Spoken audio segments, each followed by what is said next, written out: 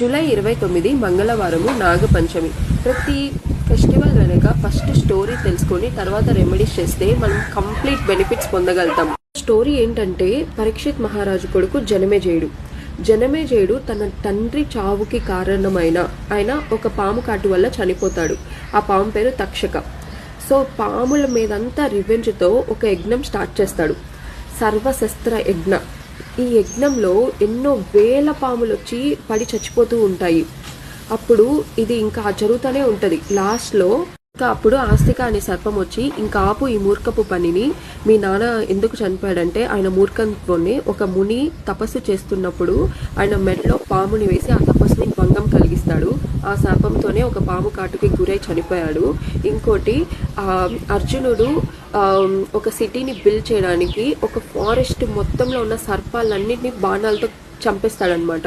ఒకే ఒక సర్పం బయటపడుతుంది. ఆ సర్పం పేరే ఈ తక్షక. ఆ తక్షక రివెంజ్తో మీ నాన్నగారిని చంపింది, ఇంకా అయిపోయింది. నువ్వు ఇప్పుడు మళ్ళీ ఈ సర్పాలన్నిటినీ చంపేస్తే మిగిలిన సర్పాలు అనాథులు అవుతాయి. అవన్నీ వచ్చి మళ్ళీ నీ మీద రివెంజ్ తీర్చుకుంటాయి. ఇంకా ఇది ఇలానే జరుగుతూ ఉంటుంది. కాబట్టి ఇంతటితో ఆపేసేయని లాస్ట్కి యజ్ఞం ఆగిపోద్ది. సో ఇది అన్నమాట స్టోరీ. సో కాబట్టి ఆ రోజు ఖచ్చితంగా ఈ నాగుల పేర్లు ఎన్నిసార్లు కుదిరితే అన్నిసార్లు మీరు చదువుతూ ఉండండి. అండ్ సుబ్రహ్మణ్యేశ్వర స్వామి టెంపుల్కి వెళ్ళండి.